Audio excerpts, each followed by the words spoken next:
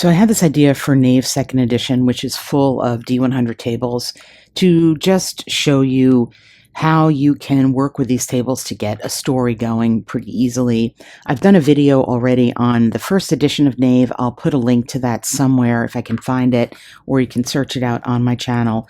But for right now, I want to just get right into it and show you by way of some die rolling and some thinking about the outcomes of these rolls, how rich this book is for story out of tables.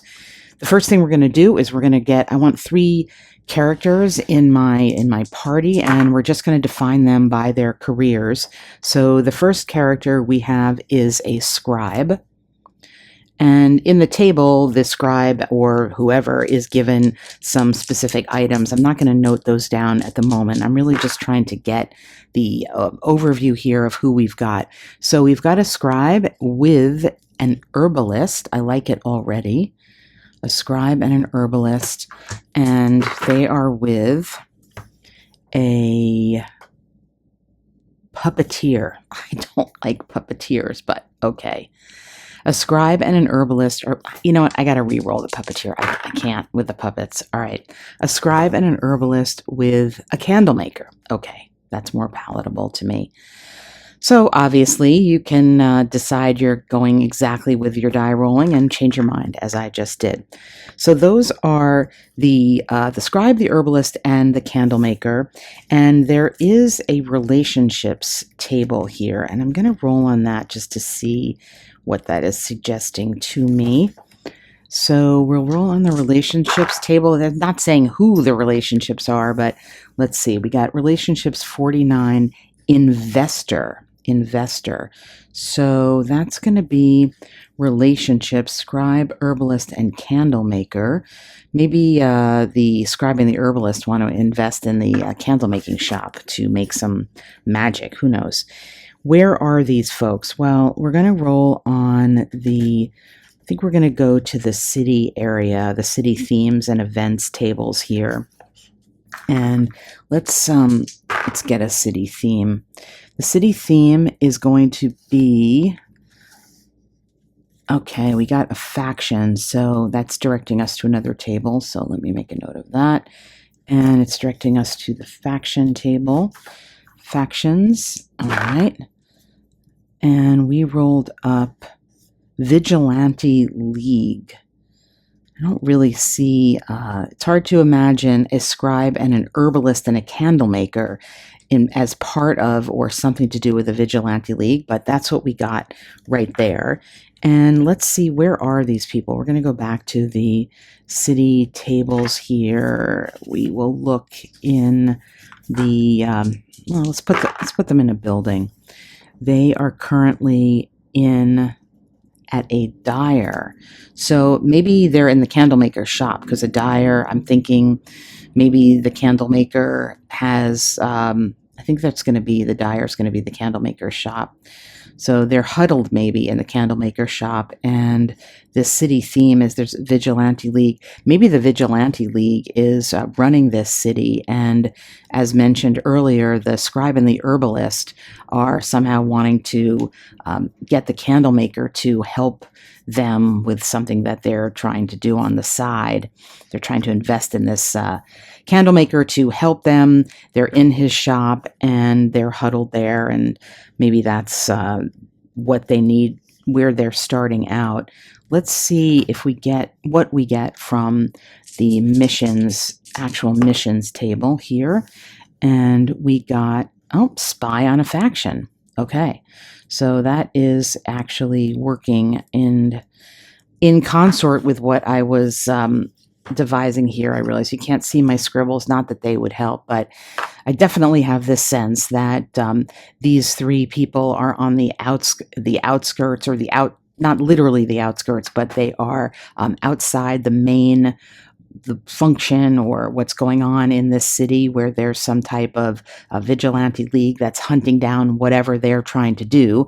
And our mission here is to spy on the faction being this vigilante league. And let's see, what kind of reward could we be getting? Some type of treasure. We're directed to a different treasure table, so we will be rewarded with something when we do our thing, whatever that is, and we'll be rewarded with a book. All right, and that's giving us another table. I'm glad actually that we're getting these rolls because it's showing you the nested nature of some of the tables. And the fact that I've got a scribe and a reward is a book is also giving me some type of narrative arc here. So let's look. The book is going to be a book about customs. So the reward being the book about customs, I think that is going to have to do with the scribe. And my backstory perhaps is that the scribe, the first character I rolled up, is the origin of this whole thing. The scribe went to his friend, the herbalist, for help with something. And again, maybe the customs are magic. I always like to put magic in. Maybe the scribe works for a magician. And I know we've got some tables in here about magic. We can take a look at those in a moment. And maybe this book is about the customs of magic and the whatever vigilantes are trying to overrun the town that we are going to be spying on. Perhaps they are against magic. Perhaps they are trying to either change magic or run out of town those old people, old magical practitioners that are represented by, say, the herbalists. Maybe it's a type of natural magic. And again, this candle maker here is in service, there's going to be in service of these people. And I'm seeing a hierarchy here, but between with my scribe getting help from the herbalist, who's then trying to get help from the candle maker, and they're all huddled in the candle maker's shop. They're going to maybe recruit the candle maker to help them spy on this faction. And if this is successfully done, they will be rewarded with this book of customs. And I'm going to say it's magical customs. And we can go to some of the magical tables to build out perhaps what that might be. So, for example, let's see, what's the magical school? The magical school is going to be, emotions. That's cool. I like that concept. So there's a magical school of emotions, and maybe then the conflict here is that this type of emotional magic is in conflict with some type of more logical magic or something like that. That's a possibility. So I realize there's one more table here that could be of use, which is this goals table. Now, this is with the NPCs, and we already do have our mission, spy in a faction, but I want to see if we can get anything useful out of the goals here. And we have the goal of gain respect. So that does tell me that the scribe is going to be working for the wizard, who's somebody sort of undefined, maybe off out of the story, who is tasking the scribe with basically spying on the faction that's running the town to get back or recover this essential spell book. We call it the Book of Customs. It is the book of the custom of emotion magic to get that back. And the scribe is going to be working with the herbalist and the candle maker to do so within this town. So all that just comes from the tables in the book. We haven't even rolled up our character stats or anything else like that. Now, I will say to play this particular story out as the soloist, I would go then outside of Nave a bit to create a little more, at least to get some kind of prompts. We don't have any sort of action verb prompt tables in here, and I would want to build up and use some random tables to build up more of the environment. Where were we traveling? Were we doing some type of overland travel to find this book? How were we interacting with the Vigilante League? Perhaps I would. That says to me it is an enemy table that is more kind of humanoid with patrols, perhaps, and other people that are going to be searching or looking for us, thwarting us. In here, we do have there's a tables to build your own monsters. There's a bestiary here. We'll take a quick look at that. So we have our traditional monster list here, and you can create monsters as well using tables to do so, as well as just referring to the existing tables here. So we could draw out of here. There's bandits.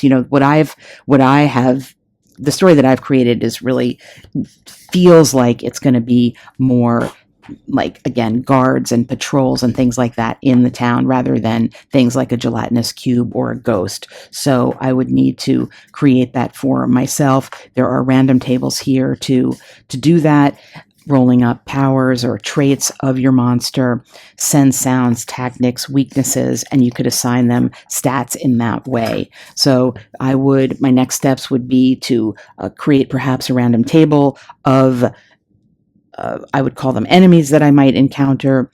I would also go elsewhere to something like the Tome of Adventure Design or Random Encounters book to roll up or to have access to tables that would give me town events, because the story that I got out of here is very much, like I said, town based, and like sneaking around to try to find something or do something. This is just what came out of my die rolls. Of course, something completely different could come out of your die rolls, and there are actually tables in here, a little bit of tables for dungeon generation, and we'll just take a quick look at those. Under the delving section here, you have some tables for rooms and details and themes of your dungeon, and traps and hazards and mechanisms.